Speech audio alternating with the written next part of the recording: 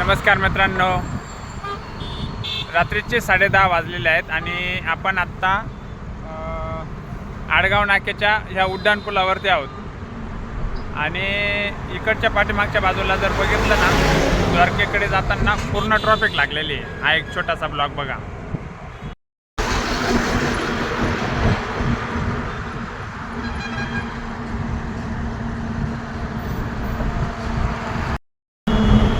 इकडे द्वारकेकडे जाणारा रोड आहे आणि तिकडचा रोड पूर्ण ब्लॉक झालेला आहे.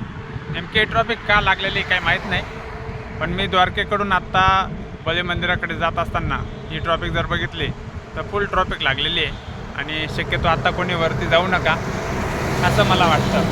तर इकडं द्वारकेपर्यंत अजून पुढे कुठे असेल माहीत नाही.